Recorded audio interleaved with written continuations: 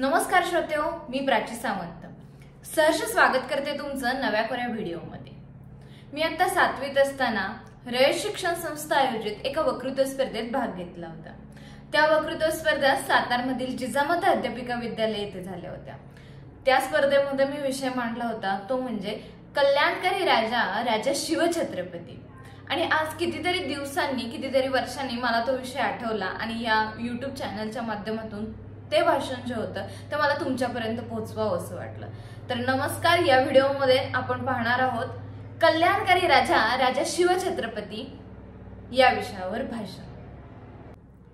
श्रोतेहो, दर 5 वर्षांनी विधानसभा लोकसभा यांच्या निवडणुका होतात। सरकार स्थापन करण्यास योग्य वाटतील असे लोक आपण निवडून देतो। आपल्यावर राज्य कोणी करावं कसं करावं हे ठरवण्याचा अधिकार आपणास आहे, कारण आपण लोकशाहीचा स्वीकार केला आहे। आपण राज्यशाही सरंजामशाही त्याज्य ठरवली, तरी पण या लोकशाहीच्या आधुनिक युगात एका राजाचा उदो का हवा? नक्कीच तो राजा कोणी सामान्य नव्हता। तो राजा म्हणजे रयतेचा राजा, गरिबांचा कैवारी, सामान्यांच्या हृदयात स्थान मिळालेला कल्याणकारी राजा शिवछत्रपती होता, की ज्यांच्याबद्दल असं म्हटलं जातं, नीचतम अंश पर कन्याची मी कंस पर, धूम्रलिच्छ पंस पर, शेर शिवराज हे, जय भवानी जय शिवाजी। श्रोतेहो, राजे तसे खूप होऊन गेले, परंतु प्रत्येक राजाची अशी कोणी जयंती साजरी करत बसत नाही, आणि केलीच तरी त्यांची संस्थाने आणि त्यांचे वारसा हक्क इत्यादींपुरती मर्यादित। परंतु शिवजयंती इतक्या विस्तृत प्रदेशात आणि इतक्या उमेदीने साजरी केली जाते। हाच तर फरक आहे इतर शासनकर्ते आणि महाराज यांच्यामध्ये। शिवाजी महाराज हे वारसा हक्काने गादीवर आलेले आयतोबा नव्हते, ते होते हिंदवी स्वराज्याचे संस्थापक। इतरांनी स्थापलेल्या राज्यावर राज्य करणे आणि स्वकर्तृत्वावर राज्य करणे ह्यात नक्कीच फरक आहे। शिवाजी महाराजांनी जनतेला अभिप्रेत असणारे, त्यांना हवेसे वाटणारे राज्य निर्माण केले। श्रोतेहो, जरा विचार करा, आपल्याला आपले आजचे सरकार आपणच स्थापन केलेले असले तरी हवेसे वाटते का? नक्कीच नाही। असे काय केले महाराजांनी की सामान्य माणसालाही आत्महुतीची प्रेरणा मिळाली?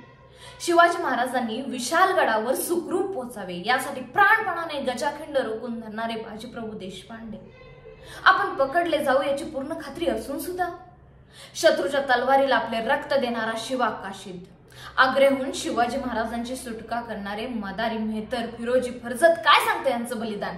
हेच ना, लाख मेले तरी चालतील पण लाखांचा पोशिंदा जगलाच पाहिजे। हो, शिवाजी महाराजांपूर्वी वतनदारांच्या हाती गावची सत्ता होती।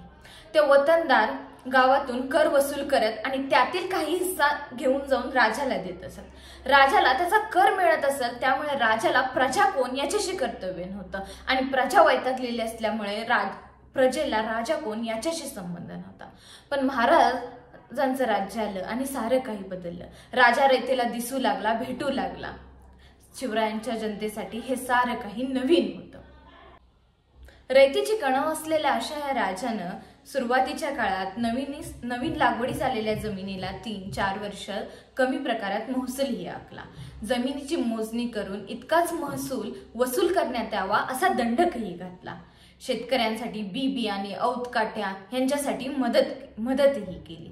मग शेतकऱ्याच्या एखाद्या मुलानं, राजाला न पाहिलेल्या एखाद्या शेतकऱ्याच्या मुलानं का म्हणू नये, खबरदार जर टाच मारुनी पुढे झालं तर चिंधड्या उडवीन राई एवढ्या। मित्रांनो, शिवाजी महाराजांच्या काळापूर्वी गरिबांच्या लेकी सुना म्हणजे सरदार, वतनदार यांच्या उपभोगाच्या वस्तू होत्या। परंतु शिवाजी महाराजांचा या संदर्भात दृष्टिकोन संपूर्णतः वेगळा होता। रांझाच्या पाटलांनी जेव्हा गरीब शेतकऱ्याच्या मुलीवर अन्याय केला त्यावेळेला त्यांनी त्यांचे हातपाय तोडण्याची शिक्षा दिली। सेनापती सकूजी गायकवाडचे डोळे काढले। कल्याणच्या सुभेदाराची सून ज्यावेळेला नजराणा म्हणून त्यांच्यासमोर उभी करण्यात आली तर त्यावेळेला त्यांनी तिला परस्त्री माते समान मानून तिचा योग्य तो आदरातिथ्य करून तिला घरी पाठवलं। हाच फरक आहे शिवराय आणि इतर शासनकर्ते यांच्यातील। श्रोतेहो, जरा विचार करा, अवघ्या काळात तरी माता भगिनी सुरक्षित आहेत का? महाराजांच्या महाराष्ट्रात सुद्धा अत्याचार होतातच ना, आणि हाच खरा फरक आहे शिवराय आणि इतर शासनकर्ते यांच्यातील।